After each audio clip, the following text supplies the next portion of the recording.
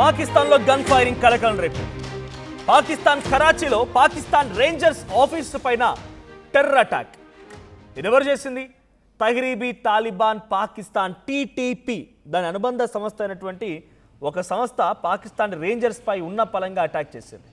ఉగ్రదాడిలో 10 మంది మృతి చెందితే మరికొందరికి సీరియస్గా ఉంది. ఇక మెయిన్ గేట్ని వాహనంతో ఢీకొట్టి లోపలికి చొరబడి ఉగ్రవాదులు ఈ దాడికి పాల్పడ్డారు.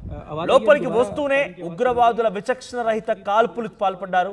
ఇక టెర్రరిస్టులపై ఎదురుదాడికి దిగాయి పాకిస్తాన్ భద్రతా బలగాలు. దాడికి బాధ్యత వహిస్తూ జమాత్ ఉల్ అర్హార్ ప్రకటన చేసింది. ఇక ఖులాఫా ఏ రషీద్దీన్ ఇస్తాది బ్రిగేడ్ ఆపరేషన్గా పేరు నామకరణం చేశారు. టెర్రర్ అటాక్ కారణంగా కరాచీలో హైలైట్ నెలకొంది. ఘటనా స్థలంలో భారీగా భద్రతా బలగాలు కూడా మోహరించి ఉన్నాయి. సో రేంజర్స్ అంటే అక్కడ ఆర్మీ మిలిటరీ పర్సన్స్, అక్కడ రేంజ్ అంటే ఏంటి? ఆర్మీ బేస్ క్యాంప్ ఉన్న పలంగా ఓ వాహనం ఆర్మీ బేస్ క్యాంప్ని గేటును ఢీకొట్టి సర్రమని లోపల దూసుకెళ్ళి దాంట్లో నుంచి ఓ 10 మంది వ్యక్తులు బయటకు వచ్చారు. ఉగ్రవాదులు దాడి చేస్తారు అంతే కదా. అక్కడ ఉన్నటువంటి ఆ ఉగ్రవాదులు ఎవరు? ఆర్మీ సైన్యం, పాకిస్తాన్ వంటి పిచ్చి వేషాలు వేసేటువంటి ఆ విధవల పైన మరికొంతమంది అక్కడికి వచ్చినటువంటి తహ్రీబీ తాలిబాన్ పాకిస్తాన్ అనేటువంటి దాని అనుబంధ సంస్థకు సంబంధించినటువంటి ఒక గ్రూప్ అక్కడికి చేరుకొని అటాక్ చేయడం మొదలుపెట్టింది. సో అక్కడ ఉన్నటువంటి సిచ్యువేషన్ ఏంటంటే సాటర్డే నైట్ నిన్న సాయంత్రం జరిగింది సంఘటన. ఉండపలంగా గేట్ ఢీకొట్టి లోపలికి వెళ్ళిపోయి ఆ జమాత్ ఉల్ అహ్రార్ అనేటువంటి ఈ గ్రూప్కి సంబంధించిన 10 మంది వ్యక్తులు లోపలికి వెళ్ళిపోయి ఒక్కసారిగా Karachi wing headquarters rangers Bitai wing headquarters లోపలికి వెళ్ళిపోయి గన్ ఫైరింగ్ ఓపెన్ చేశారు. అరౌండ్ 8:30 PM జరిగింది ఈ ఇన్సిడెంట్. అరౌండ్ 8:30 PM జరిగినటువంటి ఈ గన్ ఫైరింగ్లో 10 మంది చనిపోయారు. ఆ 10 మందిలో కొంతమంది రేంజర్స్ అంటే ఆర్మీ పర్సన్స్ ఉన్నారు, పాకిస్తాన్ నుంచి ఉన్నటువంటి ఆర్మీ పర్సన్స్ ఉన్నారు. మిగిలిన 6గురిని ఎవరైతే ఇక్కడ నుంచి వచ్చి ఆ కారులో వెళ్ళిపోయి అక్కడ అటాక్కి పాల్పడ్డారో ఆ 6గురిని కూడా పాకిస్తానీ ఆర్మీ రేంజర్స్ వాళ్ళని హతమార్చారు. సుమారుగా 2 గంటల పాటుగా కంటిన్యూస్గా ఈ గన్ ఫైరింగ్ జరిగింది. వాళ్ళ వైపు నుంచి వీళ్ళ వైపు నుంచి కంటిన్యూస్గా ఈ వార్ ఎక్స్చేంజ్ జరిగినట్టుగానే ఈ బుల్లెట్ల వర్షం కురిసింది ఒకరిపై ఒకరి మీద. సో ఈ ఘటనలో 6గురు ఉగ్రవాదులు కూడా మరణించారు, ఒకరిని పట్టుకోగలిగారు సేఫ్గా. So authorities immediately sealed of the compound అంటే మొత్తం కూడా ఆ కాంపౌండ్ని ఆ గేట్ బద్దలు కొట్టి లోపలికి రావడాన్ని ఆ ఫెన్సింగ్ మొత్తాన్ని కూడా మరోసారి అలర్ట్ చేసి అక్కడ నైబర్హుడ్స్ కూడా అలర్ట్ చేశారు. ఆపరేషన్ జరిగేటువంటి ఈ సమయంలో మొత్తం కూడా అలర్ట్గా హైటెన్షన్ వాతావరణం క్రియేట్ చేసింది. సో దీనికి సంబంధించి ఈ అటాక్ గురించి జమాత్ ఉల్ అర్హార్ వాళ్ళు అనౌన్స్ చేసింది ఏంటంటే ఎస్ మేమే చేసాం ఇది. That largely operated in Pakistan's north western Khyber Pakhtunkhwa ఆఫ్ఘనిస్తాన్కి సమీపంగా ఉన్నటువంటి ఒక గ్రూప్ ఇది. సో ఈ గ్రూప్ ఎప్పటి నుంచో పాకిస్తాన్ ఆర్మీపై అటాక్ చేస్తూనే ఉంది. సేయింగ్ దట్ ఖైబర్ పఖ్తూన్ఖ్వా మాకు సపరేట్గా ఒక ఐడెంటిటీ, ఖైబర్ పఖ్తూన్ఖ్వాని మేమే పరిపాలించుకునే విధంగా ఒక ప్రత్యేక దేశం కావాలని వారంతా పోరాడుతూ ఉన్నారు. So carrying out attacks on civilians, security person and government officials కొన్ని రోజులుగా జరుగుతూనే ఉంది. ఖైబర్ పఖ్తూన్ఖ్వా ప్రాంతంలోని ఆఫ్ఘనిస్తాన్ సమీపంగా ఉన్నటువంటి ఈ గ్రూప్ వరుసగా ఆర్మీ పర్సన్స్ని హతమారుస్తూనే ఉంది. సో 2024 నుంచి గతంలో కూడా 2 చైనీస్ ఇంజనీర్లని హతమార్చింది. కరాచీ ఎయిర్పోర్ట్ పైన కూడా బాంబుల వర్షం కురిపించింది. బలూచిస్తాన్ లిబరేషన్ ఆర్మీ మాదిరిగానే ఇది కూడా ఒక బ్యాండ్ ఆర్గనైజేషన్గా పాకిస్తాన్లో పేరుగాంచింది.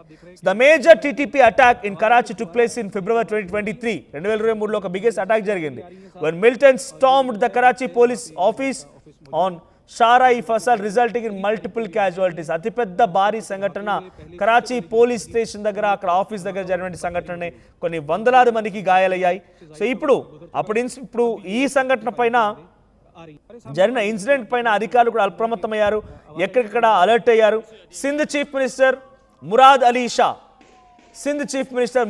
Shah the provincial police chief and Karachi's additional inspector general of police submitted detailed report on the incident. ఈ సంఘటన పైన ఒక డీటెయిల్డ్ ఇన్స్పెక్షన్ని ఆదేశించారు ఆయన. ఆ తర్వాత ఒక రిపోర్ట్ కూడా సిద్ధం చేశారు. What is confirmed is as soon as the attack took place the Rangers personal immediate took positions. ఎప్పుడైతే అటాక్ జరిగిందో ఇమీడియట్గా వాళ్ళు పొజిషన్ తీసుకొని తిరిగి అటాక్ చేయడం కూడా మొదలుపెట్టారు. సో సుమారుగా rescue 1122 Sindh said it received reports of an explosion near Gulistan e Jauhar block number 5. Block number 5లో నుంచి ఎంటర్ అయిపోయి ఒక్కసారిగా బుల్లెట్ల వర్షం కురిపించడంతో ఆ శబ్దాలు విని అలర్ట్ అయ్యారట రేంజర్స్ అంతా కూడా. సో ఇప్పుడు పాకిస్తాన్ మొత్తం కూడా చర్చించుకుంటున్న అంశం ఇదే. తహరీబీ తాలిబాన్ పాకిస్తాన్ టీటీపీ జమాత్ ఉల్ అర్హరార్ ఈ గ్రూప్కు సంబంధించిన సభ్యులు పాకిస్తాన్లో ఆర్మీని చుక్కలు చూపిస్తూ వేటాడుతున్నారు. ఒకసారి రాత్రి జరిగిన సంఘటనకు సంబంధించి పాకిస్తాన్ హై టెన్షన్ ఉంది, ఆ వీడియో చూద్దాం.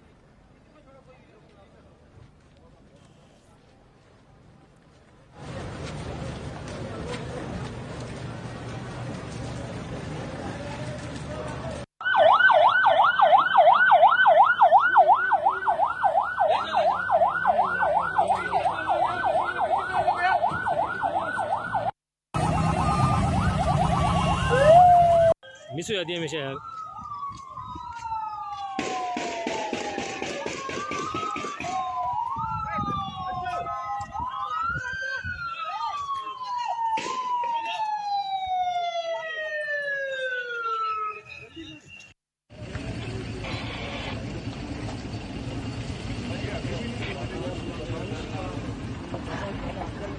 Pakistan itself is a terror country, ఉగ్రవాదుల దేశం.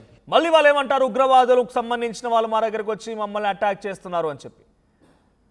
బలూచిస్తాన్ లిబరేషన్ ఆర్మీ ఎందుకు పుట్టుకొచ్చింది? బలూచిస్తాన్లో ఉన్నటువంటి రా మెటీరియల్స్ కానీ అక్కడ ఉన్న అద్భుతమైన మినరల్స్ కానీ వాటిని ఉపయోగించి దేశం మొత్తం కూడా డెవలప్ అవుతోంది. అక్కడి నుంచి చైనాకు పంపిస్తున్నాడు, అక్కడి నుంచి అమెరికాకు పంపిస్తున్నాడు.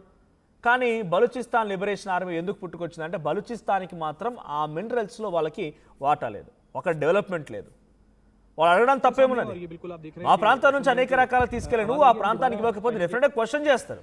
సో బలూచిస్తాన్ లిబరేషన్ ఆర్మీ చేస్తుంది అదే. ఇప్పుడు ఖైబర్ పఖ్తూన్ఖ్వా కూడా అదే. సింధు ప్రావిన్స్లో ఎడారిగా మారింది ఆ ప్రాంతం అంతా కూడా. సింధు ప్రావిన్స్, సింధు జిల్లాలో అక్కడికి వెళ్లాల్సిన వాటాని దాన్ని డైవర్ట్ చేస్తూ పంజాబ్ ప్రావిన్స్లోని ఎక్కువగా ఇండస్ట్రియల్ ఫ్యాక్టరీస్ ఏర్పాటు చేయడం, వాటిని హోల్డ్ చేయడం మూలంగా సింధు ప్రావిన్స్లో ఎడారిగా మారిపోతున్న సిచ్యువేషన్ ఇప్పుడు కాదు, గత 4-5 సంవత్సరాలుగా ఈ యుద్ధం జరుగుతూనే ఉంది. సింధు ప్రావిన్స్లో అక్కడ సామాన్య జనం దగ్గర కూడా నాటు తుపాకుల మాదిరిగా తుపాకులు ఉంటూనే ఉంటాయి. ఒకసారి మీకు గుర్తుండుంటాయి, ఈ ఫెటాల్ మీ చేతిలో స్మార్ట్ ఫోన్ అని కూడా చూడండి, గూగుల్లో సెర్చ్ చేయండి. సింధు ప్రావిన్స్లో ఉన్నటువంటి ఒక హోంమంత్రి నివాసాన్ని చుట్టుముట్టి గన్తో పరిగెత్తిచ్చి కొట్టిరు వాడిని, రోడ్ల మీద ఈడ్చుకుంటూ కొట్టిరు. కారణం ఏంటో తెలుసా? మాకు రావాల్సినటువంటి నిధులని, అక్కడ రావాల్సిన నీళ్ళు మొత్తాన్ని కూడా ఇష్టం వచ్చిన డైవర్ట్ చేస్తున్నారు, మేమేం చేయాలి, మేము ప్రాణాలు పోతున్నాయని చెప్పి తుపాకులు ప్రతి ఒక్క సామాన్యుడి దగ్గర, సామాన్య వ్యక్తి దగ్గర తుపాకులు ఉన్నాయి. వాటిని పట్టుకొని వాడి ఇంటి మొత్తాన్ని చుట్టుముట్టి ఇంటి మొత్తాన్ని ధ్వంసం చేసి వాడిని రోడ్డు మీద తీసుకెళ్లి పరిగెత్తించారు. అంటే సింధు ప్రావిన్స్లో కూడా వేర్పాటువాదం. సింధు ప్రావిన్స్ వాళ్ళు మాకు ప్రత్యేక దేశం కావాలని వాళ్ళు, బలూచిస్తాన్ మాకు ప్రత్యేక దేశం కావాలని వీళ్ళు. అటు ఖైబర్ పఖ్తూన్ఖ్వాలో most of the upper part అంటే Afghanistan and Pakistan border sharing దగ్గర సమీపంగా ఉన్నటువంటి ఖైబర్ పఖ్తూన్ఖ్వా ప్రాంతంలో ఈ తాలిబానీ తహరీక్ పాకిస్తాన్ సంబంధించినటువంటి ఈ గ్రూప్స్ తాలిబాన్ జమాత్ ఉల్ అహ్రార్ వాళ్ళు ఏమంటున్నారు, మాకు ఇక్కడ డెవలప్మెంట్ లేదు, మమ్మల్ని ఎప్పుడు చూసి అణచివేస్తూ ఉంటారు, ఆర్మీతోని ఇబ్బంది పెడుతూ ఉంటారు, మాకు డెవలప్మెంట్ లేదు కాబట్టి మాకు కూడా కావాలి. వాళ్ళ డిమాండ్స్ అవే. బలూచిస్తాన్ లిబరేషన్ ఆర్మీ ఎందుకు పోరాడుతుందంటే ప్రధానంగా ఇదే. వాళ్ళ దగ్గర మినరల్స్ ఉపయోగించి ఎవరెవరు దేశాలకు ఎక్స్పోర్ట్ చేస్తున్నారు, వాళ్ళు డెవలప్ అవుతున్నారు, కానీ అదే అక్కడ ఉన్నటువంటి ప్రాంతానికి మాత్రం ఏమాత్రం ఉపయోగం లేదు. కాబట్టే బలూచిస్తాన్ వాళ్ళు వేర్పాటువాదం కోసం ప్రయత్నం చేస్తూ బిఎల్ఏ అనేటువంటి ఒక ఆర్మీని స్టార్ట్ చేసి వాళ్ళ ప్రత్యేక దేశంగా కావాలని పోరాడుతున్నారు. కొన్ని జనరేషన్స్గా పోరాడుతున్నారు, వాళ్ళు కొన్ని జనరేషన్స్గా స్ట్రగుల్ చేస్తున్నారు. ఇప్పుడు ఖైబర్ పఖ్తూన్ఖ్వాలో జరుగుతుంది కూడా ఇదే. పాకిస్తాన్ ఎవరో కొట్టాలి, పాకిస్తాన్ ఎవరో ఢీ కొట్టాల్సిన అవసరం లేదు, వాళ్ళే కొట్టక చేస్తారు, వాళ్ళే ఒకరిపై ఒకరు దాడులు చేస్తారు. నిజంగా అవకాశం సద్వినియోగం చేసుకొని ఇరాన్లో ఇంటర్నల్గా అక్కడి పబ్లిక్ ఇరానియన్ గవర్నమెంట్కి సుప్రీం అలీ ఖమేనీకి వ్యతిరేకంగా మారిన సిచ్యువేషన్లో అమెరికా అవకాశాన్ని సద్వినియోగం చేసుకొని వాళ్ళని ఎంకరేజ్ చేసి ఏ రకంగా అయితే ఇబ్బంది గురి చేసిందో, ఏ రకంగా అయితే వాళ్ళు ఇరాన్లో ఒక రెవల్యూషన్కి కారణమైన అమెరికా ఆ రకమైన సిచ్యువేషన్ని బలూచిస్తాన్లోనో ఖైబర్ పఖ్తూన్ఖ్వాలోనో పాకిస్తాన్ వ్యతిరేకంగా జరుగుతున్న చర్యల మీద భారత్ అవకాశం తీసుకోవచ్చు. బట్ మేము ధర్మాన్ని నమ్ముకున్నాం కాబట్టి ఆ లిబరల్ కొనసాగుతోంది.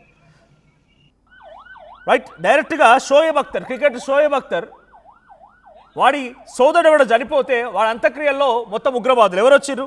షోయబ్ అఖ్తర్ సోదరుడు యొక్క అంత్యక్రియలో నిషేధిత ఉగ్రవాద సంస్థ ప్రతినిధులు పాల్గొన్నారు. వాడు క్రికెటర్ వచ్చి క్రికెట్ ఆడతాడు, మళ్ళీ పోయి వాని బంధువులు చచ్చిపోగానే ఉగ్రవాదులు వచ్చి వాడిని పార్టిసిపేట్ చేస్తారు. ఇది మనం చెప్తున్న మాట కాదు, పాకిస్తాన్ అఫీషియల్ అనౌన్స్ చేసింది పాకిస్తాన్ గవర్నమెంట్. షోయబ్ అఖ్తర్కి సంబంధించినటువంటి ఒక క్రికెటర్ గాడు వాడి సోదరుడు చనిపోతే అక్కడ వచ్చింది ఎవరయ్యా అంటే మొత్తం ఉగ్రవాదులే. అంతెందుకు ఆసిమ్ మునీర్, షహబాజ్ షరీఫ్ మన ఆపరేషన్ సింధూర్లో భాగంగా కొన్ని కీలకమైనటువంటి ప్రాంతాలని టార్గెట్ చేసి ఉగ్రవాద స్థావరాలని భారత్ పేల్చేసినప్పుడు అక్కడ కూడా ఆ చనిపోయిన వాళ్ళ అంత్యక్రియలో పార్టిసిపేట్ చేసింది ఈ షహబాజ్ షరీఫ్, అక్కడ ప్రధాని, అండ్ ఆసిమ్ మునీర్ అక్కడి ఆర్మీ చీఫ్. ఉగ్రవాదుల అంత్యక్రియలో పార్టిసిపేట్ చేసి వాడు ఏం చేస్తాడు, మనిషి ₹1 అనౌన్స్ చేస్తాడు. జైషీ మహమ్మద్ ఉగ్రవాద సంస్థకు సంబంధించిన చీఫ్, వాడికి మనిషికి ₹1 చొప్పున అనౌన్స్ చేస్తే వాడి ఇంట్లో 15 మంది చనిపోతే ₹15 కోట్ల వచ్చాయి వాడు ఒక్కడికే. వాడు తిరిగి మళ్ళీ ఉగ్రవాదాన్ని పెంచి పోషించడా? సో ఇదంతా ఒక పాకిస్తాన్ పేరు చెప్పి పాకిస్తాన్ గురించి మనం మాట్లాడితే నిజంగానే కొన్ని సందర్భాల్లో ఆశ్చర్యం వేస్తుంది. అరే వీడే ఉగ్రవాద దేశం, వీడే కూడా అటాక్ చేసినట్టుగా ఓ కలరింగ్ ఇచ్చి కటింగ్ ఇచ్చి పాకిస్తాన్ పైన నిన్న ఖైబర్ పఖ్తూన్ఖ్వాకు సంబంధించినటువంటి ఆ ప్రాంతం నుంచి వచ్చిన జమాత్ ఉల్ అహ్రార్ అనేటువంటి ఒక గ్రూప్, మిలిటెంట్ గ్రూప్ రేంజర్స్ పై అటాక్ చేసింది ఖైబర్ పఖ్తూన్ఖ్వా ప్రాంతంలో. ఆ అటాక్ చాలా తీవ్రంగా జరిగింది. అక్కడ 6గురిని అక్కడ నుంచి వచ్చిన ఆ గ్రూప్ సభ్యుల్ని, ఆ మిలిటెంట్ గ్రూప్స్ని ఇటు ఆర్మీ సిబ్బంది క్యాప్చర్ చేశారు. 6గురిని ఎన్కౌంటర్ చేశారు. మరో 2కి చాలా తీవ్రంగా గాయాలై వారిని కూడా అదుపులోకి తీసుకున్నారు. మ్యూచువల్గా జరిగింది ఈ కన్సర్న్. 2 వైపుల నుంచి బుల్లెట్ల వర్షం కురిసింది. సుమారుగా 2 గంటల పాటుగా నాన్ స్టాప్గా ఈ యుద్ధం జరిగింది. మరి దీనికి సంబంధించి పాకిస్తాన్ ఒకసారిగా హై అలర్ట్ జారీ చేసింది. పాకిస్తాన్ మొత్తం కూడా అలర్ట్స్ కొనసాగుతున్నాయి. హై టెన్షన్ వాతావరణం కొనసాగుతుంది.